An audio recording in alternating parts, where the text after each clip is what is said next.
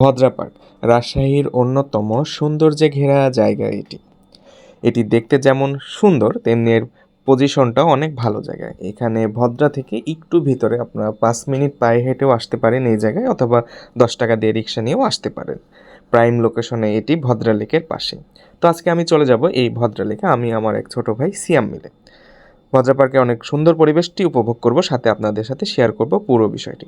তাহলে চলুন চলে যাওয়া যাক। প্রথমে টিকিট কাউন্টার থেকে টিকিট সংগ্রহ করে ভদ্রা পার্কে ঢুকতে হবে। টিকিট মূল্য মাত্র 20 টাকা পার পার্সন। প্রথমে টিকিট সংগ্রহ করে আমি ভদ্রা পার্কের ভিতরে ঢুকলাম। অনেক সুন্দর একটি পরিবেশ। যখন আপনারা ভিতরে ঢুকবেন তখনই এই পরিবেশটা আপনাকে মুগ্ধ করতে বাধ্য। অনেক সুন্দর একটি পরিবেশ, চারদিকে গাছপালা, সুন্দর রাস্তা এবং আশেপাশে অনেকগুলো স্ট্যাচু পাবেন যেগুলো দেখতে অনেক ভালো লাগবে। সাথে ছোট বাচ্চাদের জন্য আছে আকর্ষণীয় কিছু খেলার সামগ্রী। তো এই সামনে আছে ছোট বাচ্চাদের খেলার রাইড। এইগুলো দেখে আমারই লোভ হচ্ছিল, মনে হচ্ছিল আমিই উঠি, কিন্তু পাশে অনেক বড় মানুষজন থাকাতে লজ্জাতে উঠলাম না। তো দেখি পুরো পার্কটি ঘুরে। এখানে অনেক সুন্দর লেক আছে, লেকের মধ্যে আপনারা বিভিন্ন রাইড আছে, বোর্ড আছে, সেইগুলো চালাতে পারবেন এবং ফটো তোলার জন্য অনেক সুন্দর সুন্দর জায়গা আছে এই পার্কটির ভেতরে। এই যে সুন্দর একটি ব্রিজ আছে,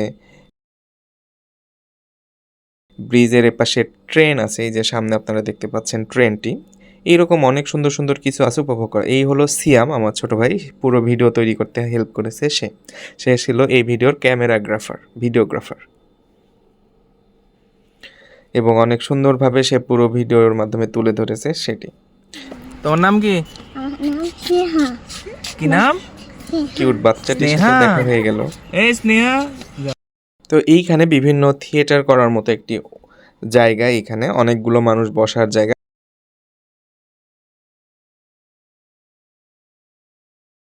তো আমি আর সিয়াম মিলে ঘুরতেছিলাম পুরো জায়গাটি। অবশেষে মনে হলো আমরা এখন বোটে উঠবো। তো আমরা যাচ্ছিলাম বোটের দিকে। বোটের টিকিট মূল্য মেবি 50 টাকা করে। তো চলুন দেখা যাক। এই বোটে করেই আপনারা পুরো পার্কের প্রায় বেশিরভাগ অংশই ঘুরতে পারবেন, কারণ পুরো লেকটা এই ভিতর দিয়েই পুরো পার্কটার মেন ফটকটি দেখা যায় সেই বোটে করে। তো প্রথমে টিকিট কাটতে হবে। আমার পকেটে টাকা নেই, দেখতে পাচ্ছেন একটাই আছে 500 টাকার নোট, এটাও আবার ভাঙতি নাই তার কাছে। সিয়ামের কাছেও টাকা নেই, সে দেখাচ্ছে মাত্র তার কাছে 20 টাকা আছে, না 50 টাকা। তো তারপরে আমরা টিকিট কাউন্টারে 500 টাকা জমা দিলাম। সে বলল, ভাই লিখে দিলাম পিছনে, এটা পরে আসলে ব্যাক পাবেন টাকাটা। তো সেইভাবে আমি আর সিয়াম উঠে পড়লাম সেই রাইডটা উপভোগ করার জন্য, সেই রাজহংসী। তো আমি আর সিয়াম উঠে পড়লাম এই রাজহংসীতে। এরপরে আমরা পুরো পার্কের লেক জুড়ে ঘুরবো। দুজন মিলে পেডেল মারছিলাম, তো ভালোই লাগছিল ঘুরতে।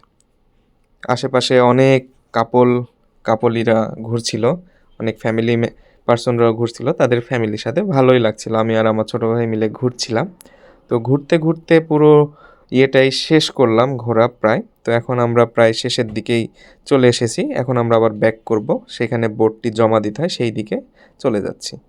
দিতে দিতে সেইখানে ছোট বাচ্চার মতো নদীতে পা ঝাপটানোর মতো বোটে বসেই সেই লেকে পা ঝাপটালাম। খুব ভালো লাগে এই ছোট্টখাট্ট আনন্দ ঘন মুহূর্তগুলো।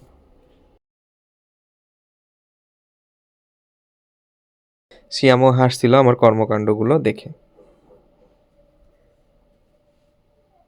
শিয়াম ক্লান্ত হয়ে ওই পারে গিয়ে বসে পড়েছে, বলছে তুমিই চালাও ভাইয়া। তো আমি চালাতে চালাতে প্রায় শেষ পর্যন্ত এসে এই রাজহংসীটাকে ল্যান্ড করলাম, তারপর নির্দিষ্ট একটি জায়গাতে। এরপরে আমিও নেমে পড়লাম।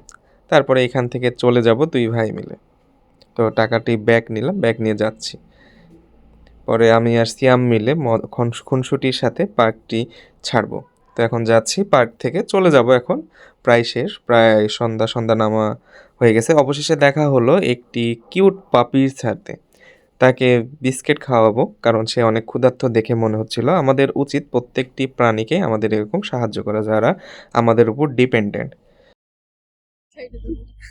তো অবশেষে কেমন লাগলো সিয়াম পুরো পার্কটা ঘুরে? ভালো লাগলো। আজকে ভিডিওর ক্যামেরাম্যান ছিল আমাদের সাথে সিয়াম, বডি বিল্ডার, সালমান খানের বডিগার্ড সেরা। এখন কোথায় যাবা? বাড়িতে। আচ্ছা ঠিক আছে, সবাইকে বাই বলে তো। বাই।